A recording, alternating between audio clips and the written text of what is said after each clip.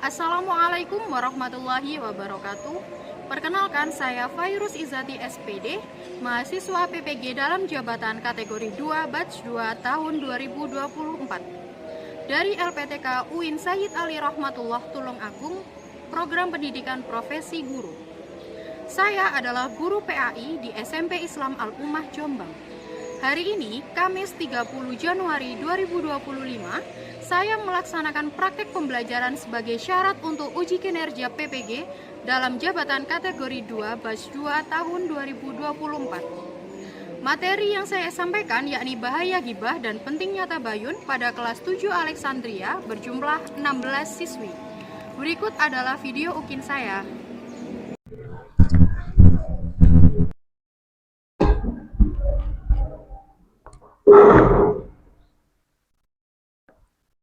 Jurusan Islamiyah. Halaman. Assalamualaikum warahmatullahi wabarakatuh. Waalaikumsalam warahmatullahi wabarakatuh. Doa sikap doa. Tundukkan kepala. Berdoa mulai. A'udzubillahi minasyaitonir rajim. Bismillahirrahmanirrahim. Alhamdulillahi rabbil alamin. Ar-Rahmanir-Rahim. Maliki yaumiddin. Iyyaka na'budu wa iyyaka nasta'in. Ihdinas siratal mustaqim. Siratal ladzina an'amta 'alaihim ghairil maghdubi 'alaihim waladdallin. Amin. Rabbil walidayya walil mu'minina amin. Kaifa halukum? Alhamdulillah nabi khairi wa afiya wa anti. Alhamdulillah anak. Hari ini ada yang tidak masuk? Ada. Siapa saja? Nerli, Zahra, Kalisa. Nerli, Zahra, sama? Kalisa. Nerli kenapa? Sakit. Sakit. Kalau Zahra? Sakit. Juga. Kalau Kalisa? Izin. Izin kemana? Lomba. Lomba. Oke. Hari ini Ustazah akan menyampaikan bab baru, yakni tentang bab ghibah, bahaya ghibah dan pentingnya tabayun. Baik, sebelum Ustazah masuk ke materi, kita menyanyikan lagu Indonesia Raya terlebih dahulu ya. Silakan yang bertugas untuk memimpin. Yang lainnya boleh berdiri.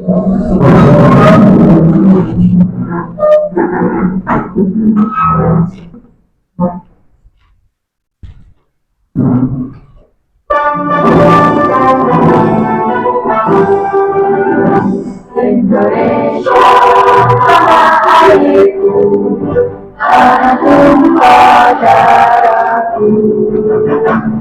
Indonesia Raya merdeka, merdeka, hiduplah Indonesia Raya. Indonesia Raya merdeka, merdeka, tanahku negeriku yang kucinta. Indonesia Raya merdeka, merdeka, hiduplah Indonesia Raya.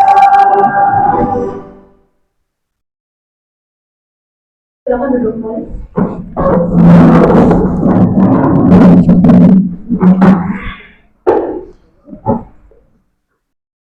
Baik, hari ini kita akan mempelajari bab baru, yakni tentang bahaya ghibah dan pentingnya tabayun. Sebelum Ustazah akan masuk ke materi, di sini Ustazah akan menyampaikan dulu tujuan pembelajaran kita pada pagi hari ini.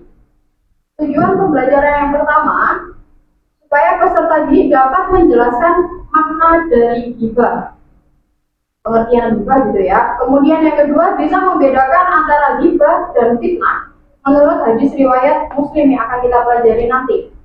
Kemudian yang keempat, menyimpulkan hukum ghibah dalam Islam menurut Quran surat Al-Hujurat ayat 12. Dan yang terakhir adalah memberikan argumen tentang dampak negatif bagi individu maupun masyarakat tentang bahaya si gibah itu tadi. Oke. Sekarang boleh diambil HP-nya. Kita Ustazah pengen tahu seberapa jauh pahamnya sampean tentang gibah itu apa. Boleh diambil dulu HP-nya. Oke, silakan kalian membuka link yang Ustazah berikan di Mentimeter ini menggunakan HP yang kalian pegang. Sudah dibuka semua? Sudah. Oke. Untuk soal yang pertama, nah di sini ada pertanyaan, saya memahami, ada pengertian gibah, ada ayat yang menjelaskan larangan gibah, dan ada contoh perbuatan gibah. Nah, dari 3 poin ini, kalian lebih paham yang mana? Misalnya saya lebih paham pengertian gibah, Ustazah, atau saya lebih paham ayatnya yang melarang, Ustazah, atau saya lebih paham contoh dari gibah itu. Nah, di sini sudah ada yang masuk, udah ada beberapa yang masuk. Ternyata bisa dilihat ya, ada yang lebih banyak yang mana? Contohnya. Jadi banyak yang lebih paham contoh dari perbuatan gibah. Kalau ayat yang menjelaskan larangan gibah masih satu ini ya. Kemudian nanti kita belajar lebih lanjut. Kemudian tentang pengertian gibah. Kemudian kita lanjut untuk yang soal kedua. Nah, apa yang kalian pahami tentang gibah? Di sini sudah ada beberapa yang masuk. Ada gibah sendiri itu artinya membicarakan keburukan orang lain. Atau gibah itu suatu kegiatan membicarakan keburukan seseorang dan dapat merujuk ke pembulian. Kemudian gibah itu membicarakan kesalahan atau keburukan orang tanpa sepengetahuan orangnya. Kemudian kegiatan membahas kejelekan atau kesalahan orang lain. Oke. Selanjutnya untuk yang ketiga. Oke, apa sih tujuan kita belajar bahwa gibah itu dilarang? Nah, di sini sudah banyak ya yang menjawab. Tujuan kita belajar gibah atau belajar tentang larangan gibah itu supaya kita terhindar dari dosa. Oke, good job. Supaya kita menghindari permusuhan, supaya kita menghindari dosa dan pertengkaran. Oke, masih banyak lagi ya. Jadi kalian tahu apa tujuan kita paham bahwa gibah itu dilarang. Kemudian yang terakhir. Nah, kenapa sih Islam itu melarang gibah? Sebenarnya nggak hanya Islam ya, semua agama pun pasti melarang gibah itu karena ada banyak dampaknya. Di sini jawabannya karena gibah termasuk perbuatan yang tercela, bisa menyebabkan suatu kelompok terpecah belah karena kesalahpahaman, kemudian menimbulkan perpecahan, permusuhan, dan menimbulkan fitnah. Betul, karena gibah itu mendapatkan dosa dan bisa merusak silaturahim serta membuat suudzon satu sama lain. Kemudian karena dapat merugikan diri sendiri maupun orang lain. Jadi dapat disimpulkan bahwa gibah itu perbuatan yang merugikan, baik itu untuk kita maupun untuk orang lain. Oke, kemudian kita berlanjut masuk ke materi. Oke, pertanyaan yang kedua, bagaimana sih Islam memandang perbuatan gibah itu sendiri? Ada yang bisa menjawab? Oke, mana jelas? Karena dijelaskan di Al-Hujurat ayat 12 itu kayak gibah itu kayak perumpamaan kita itu memakan daging saudara kita yang telah meninggal sendiri. Oke, bagus. Dijelaskan dalam Quran surat Al-Hujurat ayat 12 bahwa perbuatan gibah itu sama seperti memakan daging saudaranya yang sudah meninggal. Oke, pertanyaan selanjutnya. Oke, pertanyaan terakhir dari Ustazah. Apa sih dampak jika kita melakukan gibah bagi individu atau bagi kita sendiri maupun masyarakat atau orang sekitar? Ada yang mau menjawab? Oke, silakan Rani. Dampak jika kita melakukan gibah itu kayak menimbulkan permusuhan, terus perpecah belahan antar sesama, mungkin kayak permusuhan forum atau individu satu sama lain. Soalnya kan korbannya pasti merasa terfitnah gitu loh. Betul sekali. Ketika ada, misalkan kita sendiri, kita kan pasti punya kejelekan ya, tapi kalau kejelekan kita itu kan bisa mungkin kita tutupi, tapi ternyata itu menjadi topik pembahasan kelompok lain. Nah, itu akhirnya membuat permusuhan antara kita dengan kelompok yang membicarakan kita itu tadi. Jadi itu adalah dampak jika kita melakukan gibah, baik itu dampak dari kita sendiri maupun dari masyarakat. Oke, selanjutnya di sini nanti Ustazah akan menampilkan sebuah masalah video. Nanti akan Ustazah tampilkan video, yaitu efek dari perbuatan gibah itu sendiri. Nah, sebelum Ustazah menampilkan video, di sini Ustazah mau untuk membagi kelompok terlebih dahulu. Nah, ini nanti ada kelompok 1, kelompok 2, dan kelompok 3. Silakan semuanya berdiri. Kalian tekan spin dari yang Ustazah tampilkan. Kemudian nanti silakan duduk sesuai dengan nomor yang tadi sudah Ustazah bagi. Kalau deret sana itu kelompok 1, deret ini kelompok 2, dan ini kelompok 3. Silakan semuanya berdiri dan langsung klik spinnya sendiri. Boleh dari kelompok dari ini, Mbak Asmi dulu sama Mbak Najwa.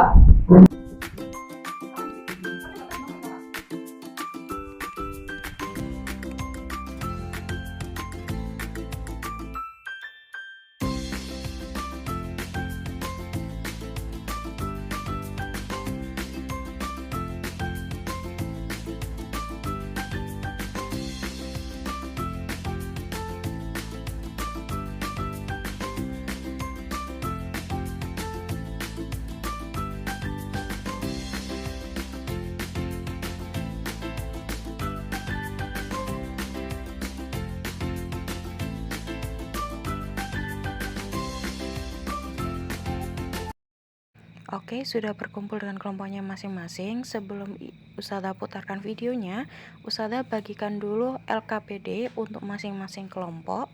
Nanti kalian bisa mengisi LKPD-nya. Nah, masing-masing kelompok sudah memegang LKPD-nya masing-masing ya.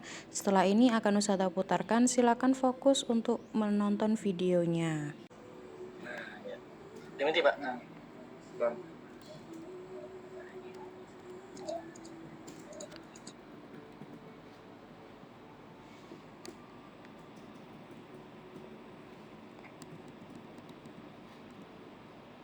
Seorang siswa laki-laki nekat menusuk teman sekelasnya dengan menggunakan sebilah pisau. Aksi tersebut dilakukan oleh siswa laki-laki yang diduga kesal dan sakit hati lantaran sering dijadikan sasaran bullying oleh teman sekelasnya itu. Akibat penusukan yang dilakukan siswa tersebut, korban mendapat 2 luka bekas tusukan di lengan sebelah kanan dan 2 luka di perut bagian kanan. Mengutip tribunmedan.com, insiden siswa laki-laki tusuk teman sekelasnya itu terjadi di Seman 7 Banjarmasin, di mana ia nekat menusuk siswa lain pada Senin 31 Juli 2023. Detik-detik saat pelaku hendak menusuk korban terekam CCTV kelas. Kini, rekaman CCTV itu viral usai diunggah berbagai platform media sosial, salah satunya oleh akun Instagram @medsoszone. Berdasarkan informasi yang dihimpun, pelaku berinisial A berusia 15 tahun merupakan seorang siswa yang berasal dari Kabupaten Banjar dan korban berinisial M berusia 15 tahun juga merupakan siswa di sekolah yang sama. Beredar kabar bahwa pelaku sering menjadi korban bullying oleh teman-temannya sejak SMP. Hingga saat ia SMA, pelaku masih mengalami hal yang sama. Puncaknya, saat sedang menjalankan sholat Jumat, pelaku difoto dan diejek oleh korban. Merasa sakit hati dan tak ingin menjadi korban bullying lagi, pelaku akhirnya menyerang korban pada pagi hari. Kejadian tersebut dikonfirmasi kebenarannya oleh Kasat Reskrim Polresta Banjarmasin, Kompol Thomas Afrian. Ia menjelaskan pagi itu sekitar pukul 7:15 waktu Indonesia Tengah, pelaku dan korban berada di kelas.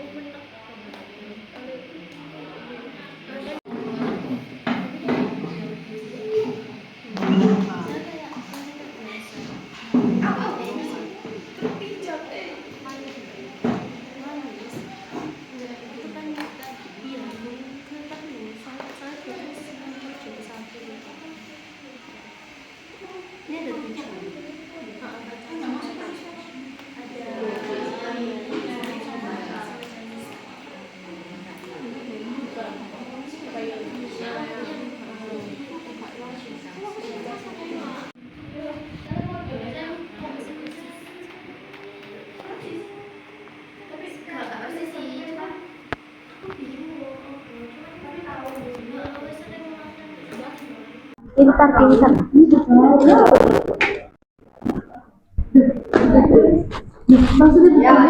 Bergaul dengan lingkungan yang baik. Berkumpul dengan orang soleh-soleha.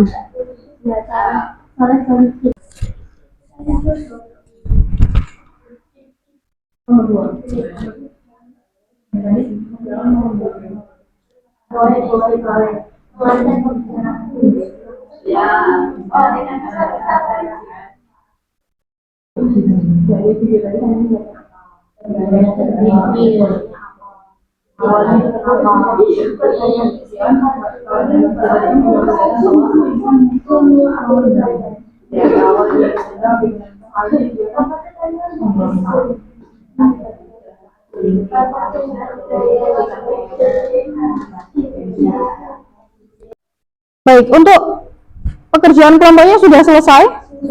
Sudah. Oke, silakan untuk kelompok 1 sudah siap? Sudah. Oke, boleh maju ke depan.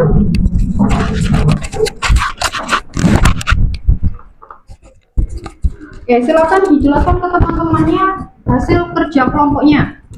Assalamualaikum warahmatullahi wabarakatuh. Waalaikumsalam warahmatullahi wabarakatuh. Perkenalkan, kita dari kelompok 1. Kita mau menjelaskan dari hasil diskusi tentang pemahaman kisah yang udah dikasih Ustazah tadi. Nah, untuk alur singkat dari kisah yang tadi itu, pertama itu siswanya dibully dari SMP sampai SMA.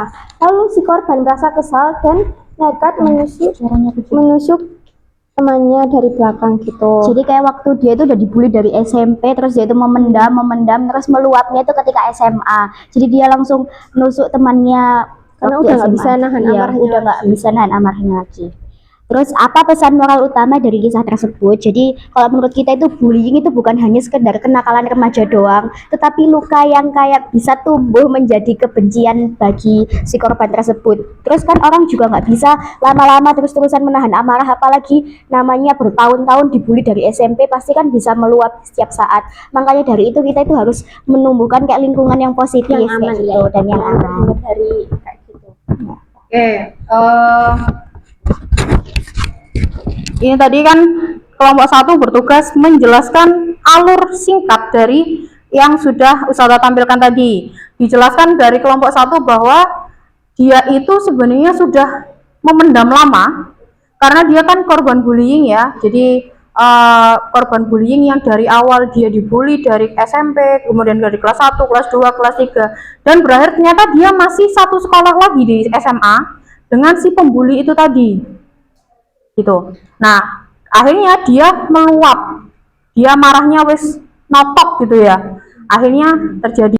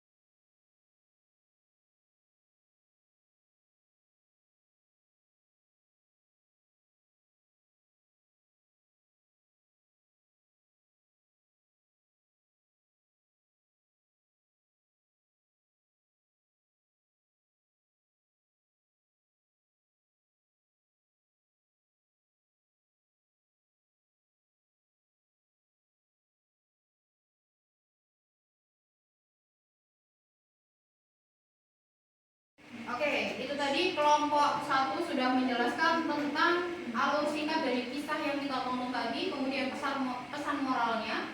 Kemudian kita berpindah ke kelompok yang kedua. Silakan, kelompok kedua udah siap? Sudah. Oke, silakan. Oke. Kemudian untuk kelompok terakhir, kelompok 3 sudah siap? Sudah. Oke, silakan untuk mempresentasikan hasil kelompoknya.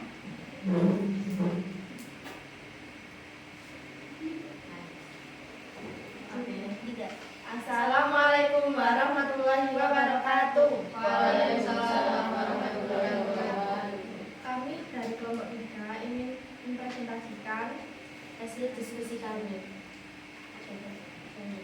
Pertanyaannya, strategi menghindari gibah. 1. Bergaul dengan orang-orang soleh. Maksud orang-orang soleh di sini tuh orang-orang yang dia tuh bisa bedain mana yang baik, mana yang buruk. Jadi kalau misal kita bergaul sama orang-orang yang baik, yang dia tuh di circle-nya itu bisa menghindari gibah, otomatis kan kita juga bakalan ikut-ikutan menghindari gibah kayak gitu. Ibaratnya tuh kalau misalnya kita bergabung sama circle CEO parfum, kan kita pasti juga dapat baunya kayak gitu.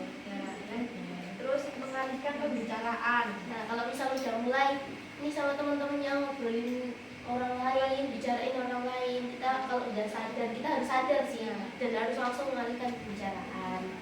Terus perbanyak istighfar. Ya, kita harus memperbanyak istighfar agar dijauhkan dari perasaan-perasaan ingin membicarakan orang lain. Fokus pada diri sendiri. Ya, fokus maaf ke diri sendiri, karena kan pasti setiap orang itu punya kekurangan dan punya kelebihan. Jadi kita juga pasti punya kekurangan, nggak ada orang yang sempurna. Terus ada menjadikan Al-Quran sebagai pedoman. Ya, itu penting. Lanjut. Tidak melihat orang dengan rasa dendam. Nah, biar menghindari gibah tadi tuh kita harus melihat orang itu ya udah baik-baik aja, nggak usah lihat oh Najwa ini biasanya kayak gitu. Yang terakhir, melatih empati. melatih empati ini sebenarnya hampir sama kayak yang fokus pada diri sendiri, karena di situ tuh kita harus bisa memposisiin orang, ngeposisiin diri kita jadi orang yang digibahin. Kan pasti kalau misal aku digibahin kan pasti juga rasanya nggak enak kan, kayak mangkel, jengkel, kayak ada yang ganjel gitu. Jadi harus bisa memposisikan diri kita masing-masing. Oke, cukup bagus ya strateginya.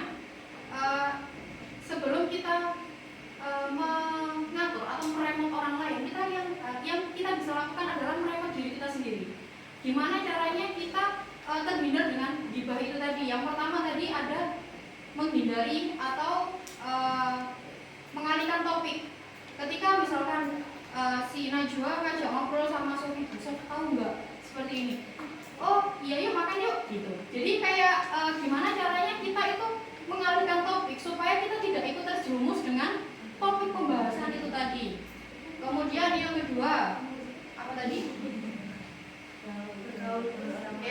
Bergaul dengan orang-orang soleh. Betul. Perumpamaannya adalah seperti kita berteman dengan orang penjual parfum, dengan kita berteman dengan orang yang biasanya bersihkan sampah. Kalau kita sering berteman dengan orang yang menjual parfum, kita pasti tidak sedikit banyak pasti akan ikut baunya, ikut bau wanginya. Tapi kalau kita berteman dengan orang yang biasanya cari bahan rosokan di sampah, berarti kita sedikit banyak juga akan tercium bau sampah, gitu ya. Jadi itu perumpamaan saja. Kemudian yang ketiga apa lagi? Tidak melihat orang dengan rasa dendam. Betul. Ketika kita melihat orang, kita harus terpasang di mindset kita. Sekalipun usaha misalkan nggak suka dengan Najwa, pasti Najwa itu ada baiknya. Betul nggak? Betul. Jadi apa yang harus kita tanam ke mindset kita? Berarti anak itu sebenarnya baik. Cuma dia pernah melakukan salah saja sekali. Jadi alangkah lebih baiknya kalau kita lagi nggak suka sama orang, lebih baik kita mengingat-ingat kebaikan yang pernah dia lakukan, seperti itu. Kemudian apa lagi? Melatih empati, sama seperti muhasabah diri. Orang lain kalau punya kesalahan, kita nggak bisa melihat kesalahan orang lain saja. Kita harus bisa mengoreksi diri kita sendiri. Kita pasti juga punya salahnya, gitu ya. Jadi kita nggak bisa menganggap bahwa diri kita itu paling baik. Saya nggak pernah bikin dosa, saya nggak pernah bikin marah orang lain, itu nggak baik. Jadi kita melatih empati supaya kita juga terhindar dari gibah itu tadi. Oke, ada yang ditanyakan dulu dari kelompok 3? Tidak ada, kalau tidak ada boleh ditutup. Sekian dari kami. Mohon maaf apabila ada kata maupun perbuatan yang kurang berkenan. Assalamualaikum warahmatullahi wabarakatuh. Waalaikumsalam warahmatullahi wabarakatuh. Oke, terima kasih untuk kelompok 1, kelompok 2, dan kelompok 3. Sebelumnya ada yang ditanyakan dulu sebelum Ustazah simpulkan pembelajaran kita hari ini? Insya Allah sudah. Insya Allah sudah. Oke, Ustazah review sedikit ya pembelajaran kita hari ini. Gibah. Ada yang tahu gibah itu apa? Perbuatan membicarakan orang lain. Lah yang dibicarakan itu baik atau buruk? Buruknya. Jadi setiap orang masih punya keburukannya, tapi bukan berarti keburukan itu menjadi topik pembahasan kita dengan teman-teman, gitu ya. Jadi membicarakan keburukan orang lain itu adalah ghibah. Kalau di dalam Islam, ghibah sendiri itu boleh enggak? Tidak boleh. Ghibah dalam Islam itu dilarang. Dijelaskan dalam Quran surat Al-Hujurat ayat 12 bahwa ghibah itu termasuk perbuatan dosa. Dan perumpamaannya seperti yang dijelaskan Mbak Najla tadi, perumpamaannya adalah sama seperti memakan daging saudaranya yang sudah meninggal atau sudah mati. Jijik nggak sama kalau memakan daging saudaranya sudah mati? Yang masih hidup aja jijik, gimana yang sudah mati? Jadi dalam Islam dijelaskan bahwa perbuatan ghibah itu adalah hal yang menjijikkan. Alangkah lebih baik kita menghindarinya. Kemudian strategi apa supaya kita terhindar dari ghibah itu? Tadi berkumpul dengan orang-orang yang baik. Ketika kita berkumpul dengan orang-orang yang baik, pasti kita juga akan ikut baik. Kemudian introspeksi diri, yaitu kita harus bisa mengoreksi diri kita sendiri. Kita tidak bisa melihat kejelekan orang lain, seakan-akan kita tidak punya kejelekan. Nah, itu caranya supaya kita tidak mudah membicarakan orang. Kita harus bisa melihat diri kita. Oh, aku juga punya kejelekan. Gimana kalau kejelekanku ternyata dibicarakan orang? Nah, enak juga kan? Nah, alangkah lebih baiknya kita menghindari. Oke, jika tidak ada yang ditanyakan, silakan dipimpin doa. Dan selanjutnya doa coba hidupkan